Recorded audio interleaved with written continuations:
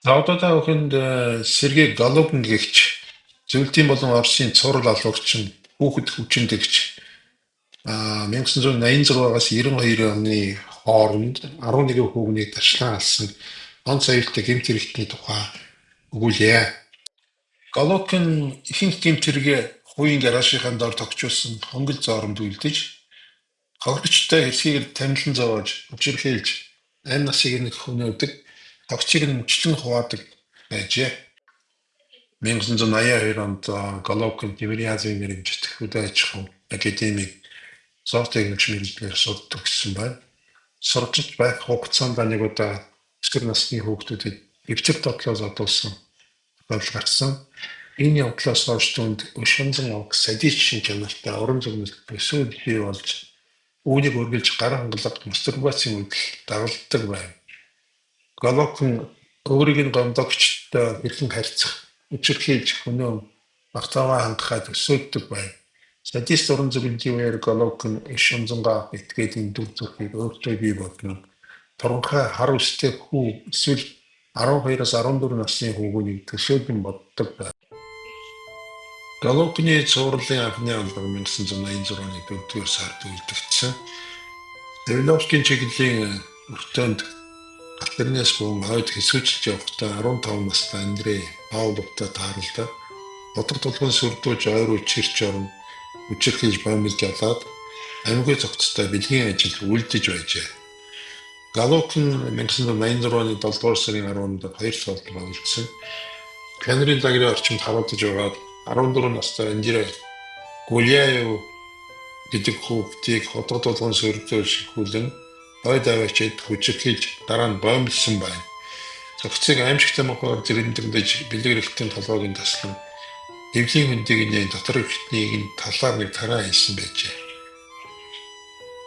1988 онд Головкин шараад өнгөтэй Лада машин худалдаж авсан. Түүний тусламжтайгаар 10 настай Сергей гараж руу бууран оруулж хүчирхийлж дүүжлэн алжээ. Үүний дараа тэрээр цогцыг хэсэгчлэн хувааж Москвагийн тойрог замын 24 км-ийн ойд авчиж хайсан байна. 90 он тэрээр гаражтай хонгил зойр ухаан зогчоож 90 оны 8 дугаар сараас 92 оны 9 дугаар сар хүртэл 8 хүнийг тэр дундаа 2 удаа хэд хэдэн хүнийг нэг дор өнөөсөн байна.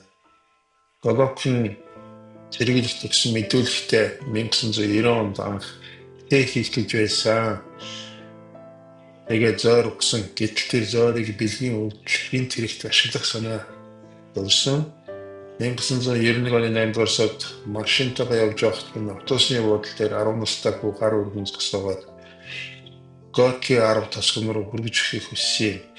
Би түүнийг хууран гаражтай авчиж газар доор зойрондоо оруулан бэлэг эрхтнээ ам аанус руу хийгчж хийж гаж үйлдэл хийсэн. Дараа нь би тогон цохилсон мэддэг болж өөрийнхөө юу хийж байгаа үйлдэлийг ойлгоогүй. Би түүнийг дүүжлэн алж дараа нь арсыг нь хуулан авч цогцыг нь мөчлөн солихсон. Би арсыг давсалсан яагаад гэдгийг мэдэхгүй дараа нь 2 удаагийн явалтаар цогцыг баляны сувлын газар солгүй ойд авчиж тэнд болсон. 92 оны 9 сарын 14-нд Головкин Юрий Сидякин Владислав Шариков Денис Ефремов нартай танилцж агуулга дээрэмдгийг санал болгосноор тэр гурав зөвшөөрчээ. Маргааш нь Головкин хүүхдүүдийг авч яваад гараж руу хууран оруулж чадсан байна.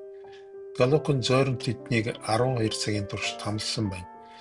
Тэр Сидякныг алж цогцыг нь хоёр найзынхын нүдэн дээр мөчлөн хувааж дараа нь Шариковыг алж Ефремовыг хүний цогцыг мөчлөн дасцахыг харахыг толгов. Маньяк хэлснээр хүү айд цочирдоогүй тайвнаар харж байсан ч заримдаа нүүр буруулж байжээ. Дараа нь Ефремовыг хэдэн цагийн турш тамлж хүчинцсний дараа дүүжилчгээд ажилдаа тайван явжээ. 92 оны 10 дугаар сарын 5-нд эмнэр гарснаас хойш 3-7 хоногийн дараа сүүжийн 3 хөрөгчийн цогцыг мөгд хөвчд олжээ. Аймаг битгсдийн хэн болохыг тогтоосны дараа мөрдөн байцаагчид сурч байсан сургууль дээр нь очижээ. Байцаалтын үеэр ангийн хүүхдүүдийн нэг нь хохирогчдод дээр нөхийг санал болгосон хүн гэж Сергей Головкиныг зааж өгчээ. Ингээд Головкины хяналт даван мөрдөж эхэлжээ. 92 оны 10 дугаар сарын 19-нд түүнийг баривчилжээ. Жавронки хугацаанд энгийн хувцастай мөрдөгчид түүний машиныг зовдоор мөргөж зодон үсгэжээ. Ойролцоо замын цагдаа явж байсан болж таарч тэд түүнийг саатуулж орон нутгийн цагдаагийн хэлцдэг авчижээ. Голокны хувьд энэ гинтийн зүйл байсан ч байцаалтын үеэр тэр тайван байж гин бурууга ницав. Мөрдөн байцааг Кастарио Баканар Голокны суллахаар шийдэн түүний далдаас дагаж мөртгөхөөр шийдвэрлэв. Гэвч жижүүрэн цагдаа Михайлов